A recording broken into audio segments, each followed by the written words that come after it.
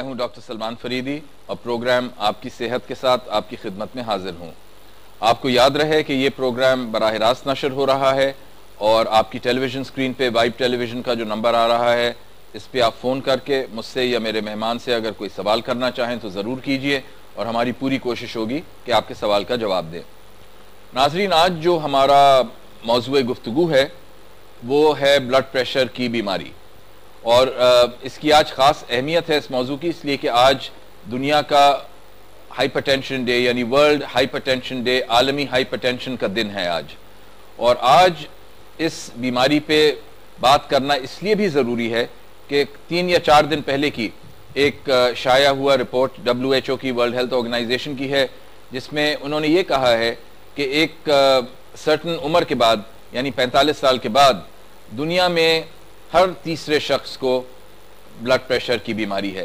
तो ये एक बहुत ही वसी बीमारी फिर हो गई। तो हमने सोचा कि आज इस अहम मौजू पे कुछ गुफ्तगू की जाए और जिस माहिर को आज मैंने दावत दी है वो हैं डॉक्टर फैसल अहमद। डॉक्टर फैसल कराची के एक मायनास कार्डियोलॉजिस्ट यानी जो दिल के और ब्लड प्रेशर के अमराज होते हैं इसके माहिर हैं और लियाकत नेशनल हॉस्पिटल और तब्बा हॉस्पिटल दोनों से इनका वास्ता है। तो डॉक्टर साहब बहुत बहुत शुक्रिया आपका प्रोग्राम पे आने का। तो ये सुन के तो मतलब हर आदमी खाइफ हो जाएगा कि एक सर्टन एज के बाद हर तीसरे आदमी को इस दुनिया में ब्लड प्रेशर बढ़ा हुआ है। और ये भी WHO की एक कंजर्वेटिव एस्टिमेट है, यानी इससे भी ज्यादा। और ये जो 1 in 3 है ये कोई यूनिफॉर्मली नहीं है दुनिया भर में।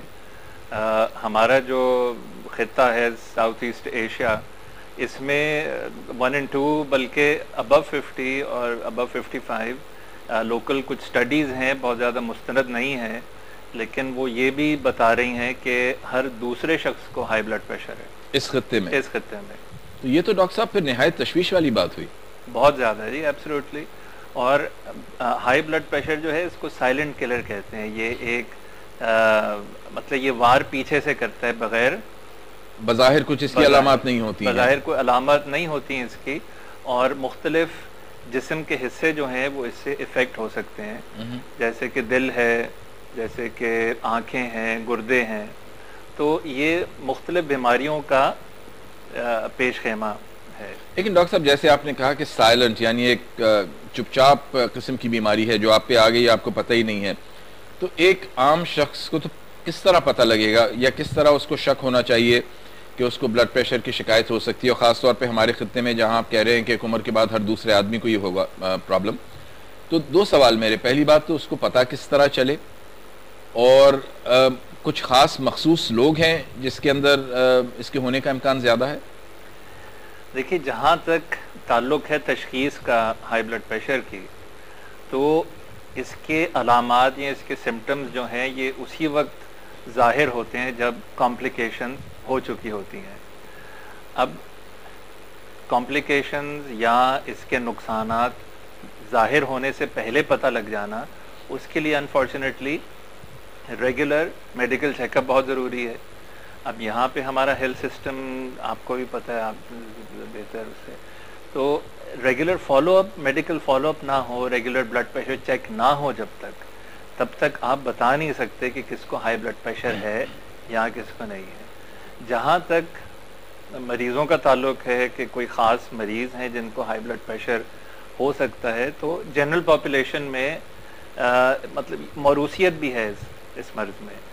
जिन लोगों के माँ बाप को या फर्स्ट कज़न्स को हाई ब्लड प्रेशर है, उनको हाई ब्लड प्रेशर होने का रिस्क ज़्यादा होता है। ऐसे लोग यहाँ पे हर तकरीबन चौथा शख्स जो है उसको जोड़ों की बीमारी है हमारे मुल्क में, और जोड़ों की बीमारी के लिए जो अद्वियात ली जाती हैं वो भी हाइपरटेंशन कर सकती हैं। डॉक्टर साहब एक कॉलर हमारे लाइन पे आ रहे हैं, उनका सवाल जरा ले लेते हैं। हेलो हेलो जी, अस्सलाम वालेकुम। अपना नाम बताइए और कहाँ से रिंग कर रही हैं? मैं मिसेस कामरान बोल रही हूँ कराची से। जी मिसेस कामरान, क्या सवाल है आपका? मुझे पूछना है, मेरा बेटा है 18 ईयर्स अभी उसकी एज है जी जी, और उसको हाई ब्लड प्रेशर रहने लगा है, पिछले 6 महीने से है उसको। तो अच्छा। मैंने तो कोई दवा नहीं स्टार्ट करी है, टेस्ट वगैरह कराए, सारे क्लियर हैं जी जी, बट उसका ब्लड प्रेशर ज्यादातर हाई रहता है। अच्छा। डॉक्टर फैसल से पूछते हैं इसलिए कि इस उम्र के अंदर जब ब्लड प्रेशर बढ़ता है तो उसकी मखसूस वजूहात होती हैं और डॉक्टर साहब उस पर इंशाल्लाह रोशनी डालते हैं। जी जी प्लीज अगर आप ऑनलाइन बता दीजिए। जी, दो किस्म के बेसिकली हैं हाई ब्लड प्रेशर, इसको हम अपनी इस्तिलाह में हाइपरटेंशन कहते हैं। जी जी। एक है प्राइमरी हाइपरटेंशन, एक है सेकेंडरी हाइपरटेंशन। प्राइमरी हाइपरटेंशन या ऐसा ब्लड प्रेशर बढ़ने की बीमारी जिसकी कोई एक वजह ना हो, एसेंशियल हाइपरटेंशन, एसेंशियल हाइपरटेंशन जैसे अक्सर लोगों को होती है। लेकिन इस उम्र में 18 साल की उम्र में अगर हाई ब्लड प्रेशर है तो उसे ज़्यादा चांस है कि सेकेंडरी हाइपरटेंशन। अगर 100 लोग हैं जिनको हाई ब्लड प्रेशर है तो 2 से 5 को सेकेंडरी से मुराद ये है कि बीमारी किसी और आज़ा है, उसके वजह से ब्लड प्रेशर मुतासिर हो रहा है। ब्लड प्रेशर मुतासिर। अच्छा, ये भी कह रही हैं कि उनके टेस्ट सारे नॉर्मल आए हैं। पता नहीं कौन से टेस्ट कराए हैं वगैरह, वो भी मैं बता देता हूँ कि क्या हो। दूसरी चीज, हाई ब्लड प्रेशर का जो तशखीस है वो भी एक ख़ास तरीके से होनी चाहिए। ब्लड प्रेशर लेना जो है उसकी भी एक कुछ गाइडलाइंस हैं, तरीक़ाकार है। आप अगर फर्ज कीजिए किसी का झगड़ा हो जाए, आप उसका ब्लड प्रेशर ले लें, उसका बढ़ा हुआ होगा। क्लिनिक में जब मरीज आता है तो आप 10-15 मिनट उसे बिठाएं, रिलैक्स करें, फिर आप ब्लड प्रेशर लें, फिर आप दोनों तरफ से लें, एक ख़ास तरीके से लें और 2 मुख्तलिफ ओकेजन्स पे लें। अगर दोनों ओकेजन्स पे बढ़ा हुआ हो, 140 ऊपर का, नीचे का 90 या इससे ज़्यादा, तो फिर आप उनको लेबल कर सकते हैं कि उनको हाइपरटेंशन वाकई है।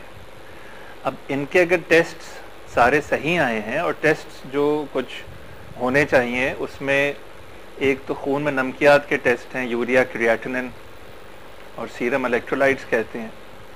उसके अलावा अल्ट्रासाउंड एब्डोमेन, उसमें किडनीज का अल्ट्रासाउंड, फिर 24 आवर यूरिन कलेक्शन होती है ख़ास बीमारी के लिए।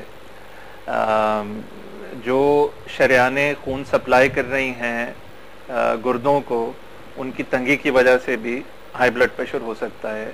फिर एक कोआर्टेशन ऑफ एओर्टा एक चीज़ होती है, शहरक जो है जो दिल से निकल रही है उसकी तंगी हो जाए, उससे भी हो सकता है। अगर ये सारे टेस्ट नेगेटिव हैं तो इसका मतलब ये है कि बिलाशुबा ये रेयर चीज़ है, लेकिन 18 साल की उम्र में भी हो सकती है एसेंशियल हाइपरटेंशन। लेकिन जैसे आपने फरमाया कि ज़्यादा इम्कान इस बात का है कि या तो गुर्दे की बीमारी से सेकेंडरी होगी या कोई और मौरूसी या कंजेनिटल हार्मोन प्रॉब्लम हो सकती है, जैसे आपने कहा शहरक की तंगी हो सकती है। लेकिन ज़्यादा इम्कान इसका है, ज़्यादा इम्कान इस उम्र में रीनल हाइपरटेंशन यानी secondary hypertension, renal artery stenosis. लेकिन अगर ये सारे टेस्ट नेगेटिव हैं, अगर कुछ भी नहीं है, तो फिर हमें ये इस कंक्लूजन पे पहुंचना पड़ेगा कि 18 साल की उम्र में भी एसेंशियल हाइपरटेंशन है मरीज को, और उसकी ट्रीटमेंट वही होनी चाहिए जो किसी 60 साल के हाइपरटेंसिव। तो बेसिकली इन खातून को, मिसेस कामरान को कराना ये चाहिए कि अपने 18 साल के बेटे को ले जाके किसी हाइपरटेंशन के या कार्डियोलॉजिस्ट को, अच्छे कार्डियोलॉजिस्ट को दिखाएं कराची में। और अच्छे कार्डियोलॉजिस्ट को दिखाने के बाद जैसे आपने फरमाया कि जो बेसलाइन इन्वेस्टिगेशंस होते हैं, ब्लड के टेस्ट होते हैं, अल्ट्रासाउंड होते हैं वगैरह वगैरह, ये सारी मतलब तफसील से हों। जब तक ये ना हो तब तक दवाई शुरू ना करवाएं। ठीक है। और सबसे पहले ये भी चेक कर लें कि वाकई हाइपरटेंशन है कि नहीं है। एक से ज्यादा रीडिंग हो, बिल्कुल पेशेंट रिलैक्स्ड हो, उसके बाद ही उसको लेबल करें कि इसको ब्लड प्रेशर की बीमारी है। अच्छा डॉक्टर साहब, before the caller came online हम कह रहे थे कि साइलेंट है, और मतलब पता किस तरह चले? आपने कहा पता आमतौर पे उस वक्त चलता है जब कॉम्प्लिकेशंस हो चुके होते हैं। और दूसरी चीज़ आपने ये कही कि जो मैंने आपसे पूछा था कि किन मखसूस ग्रुप्स में ज़्यादा होता है, तो आप कह रहे थे कि उनमें जिनमें ख़ानदानी कुछ टेंडेंसी हो, यानी पेरेंट्स को हो या भाई को हो या कज़न को हो वगैरह वगैरह। और कौन से ग्रुप्स हैं दैट आर एट रिस्क? जैसा मैं मेंशन कर रहा था कि बहुत सारे लोग हैं जो जोड़ों की तकलीफ के लिए नॉन स्टेरॉइडल एंटी इन्फ्लेमेटरी दर्द की दवाइयाँ लेते हैं। ऐसे लोगों में भी ब्लड प्रेशर बढ़ने का रिस्क ज्यादा है। लेकिन ये तो एक तवील मुद्दत तक लेंगे तभी होगा ना? जी, लेकिन बहुत सारे लोग हैं बहुत अरसे से हैं, मतलब यानी 2, 4, 5 साल। ये तो नहीं है कि 10 दिन का किसी को जोड़ों का दर्द हुआ तो उसने ले ली तो उससे उसका ब्लड प्रेशर बढ़ जाएगा। बहुत अनलाइकली जो क्रॉनिक मेडिकेशन पे हैं। इसके अलावा जिनको डायबिटीज है, हालांकि शुगर का डायरेक्ट ताल्लुक नहीं है हाई ब्लड प्रेशर से, लेकिन अक्सर ये देखा गया है कि जिनको शुगर होती है उनको हाई ब्लड प्रेशर भी होता है। डॉक्टर साहब एक और कॉलर लाइन पे हैं, ये सवाल भी ले लेते हैं। हेलो हेलो, अस्सलाम वालेकुम। जी वालेकुम सलाम, फरमाइए कहाँ से बोल रही हैं और नाम क्या है आपका? जी डॉक्टर, मेरा नाम नसीम है और मैं कराची से बात कर रही हूँ, गुलशन नेपाल से। जी जी फरमाइए, आपका सवाल क्या है? जी डॉक्टर साहब, मुझे यूरिन इन्फेक्शन की शिकायत है और क्या कहते हैं बहुत सारे टेस्ट वगैरह डॉक्टर ने करवाए। जी जी। तो वो बता रहे थे कि आपको बहुत ज्यादा यूरिन इन्फेक्शन है, तो मैं ये पूछी थी कि इसके लिए मुझे क्या करना चाहिए, कोई यानी डॉक्टर के पास जाना चाहिए बार-बार, क्योंकि मैंने छोड़ दिया। अच्छा, एक 1.5 महीने से मैं डॉक्टर के पास नहीं गई, बहुत दवाएं खाने के बाद, तो मैंने छोड़ दिया। डॉक्टर फैसल, आप कुछ कहना चाहेंगे? मुझे क्या करना चाहिए? देखिए, मैं जिस स्पेशलिटी में हूँ मैं आपको अपने हिसाब से ही बता सकता हूँ, लेकिन एक हमारे बड़े अच्छे गोलू से डॉक्टर हैं लियाकत नशर में, डॉक्टर अजीज अब्दुल्ला, उनकी वो ज़्यादा बेहतर अपनी स्पेशलिटी के बारे में बता। लेकिन अगर यूरिन इन्फेक्शन है और वाकई तशखीस हो चुकी है कि यूरिन इन्फेक्शन है, तो यूरिन कल्चर कराइए और कल्चर सेंसिटिविटी के बेसिस पे आप एंटीबायोटिक लें, तो कोई ऐसा रीज़न नहीं है कि सही ना हो सके। देखिए, आपकी उम्र पे भी डिपेंड करता है और ये इन्फेक्शन जो आपको है यूरिन के अंदर, ये आपके पीरियड्स के करीब होता है या हटके होता है, कितने फ्रीक्वेंटली होता है। और जैसे डॉक्टर साहब ने फरमाया कि यूरिन का एक तो बेसिक टेस्ट होता है, इसे डीआर कहते हैं, फिर एक यूरिन कल्चर होता है। तो यूरिन कल्चर कराएं और हो सकता है कि आपके जो पेशाब का जो मसाना है इसका अंदरूनी मुआयना भी करना हो, सिस्टास्कोपी भी करनी हो, देखने के लिए कि कोई और वजह तो नहीं है जिसके वजह से इन्फेक्शन हो रहा है। कभी कभी बीमारी मसाने में नहीं, गुर्दे के अंदर होती है, गुर्दे के अंदर कोई वजह होती है, गुर्दे में पथरी हो सकती है या कोई गुर्दे की नाली में कोई रुकावट हो सकती है। इन चीज़ों की वजह से भी गुर्दे के अंदर सेकेंडरी इन्फेक्शन हो सकता है। तो आपको एक अच्छे गुर्दे के और पेशाब के स्पेशलिस्ट को दिखाने की ज़रूरत है और वो फिर आपका एक तफसीली मुआयना और तफसीली टेस्ट करेंगे और फिर बता सकेंगे कि आपको ये इन्फेक्शन मुतबातिर इतने क्यों हो रहे हैं। डॉक्टर साहब, coming back to our original discussion, तो बात हो रही थी कि डायबिटिक्स के अंदर हाइपरटेंशन का रिस्क ज़्यादा हो जाता है। So this is another risk group कि अगर किसी को डायबिटीज़ है तो वो ज़्यादा मोहतात रहे कि ब्लड प्रेशर की बीमारी होने का भी इम्कान है। बल्कि जो रिकमेंडेशंस हैं कि जब आप अद्वियात दें हाइपरटेंसिव्स को, तो उनका जो लेवल होना चाहिए ब्लड प्रेशर का, अगर उनको शुगर भी है तो वो लेवल और कम होना चाहिए। ठीक है। अगर आपका डिजायरेबल मेंटेनेंस लेवल है वो कम हो जाएगी। अगर डिजायरेबल है 120/80 आम पॉपुलेशन में, तो अगर डायबिटिक है उसको 120/80 से भी कम होना चाहिए। एक और कॉलर डॉक्टर साहब लाइन पे हैं। हेलो, अस्सलाम वालेकुम सर। वालेकुम सलाम हुजूर, अपना नाम बताइए और कहाँ से रिंग कर रहे हैं?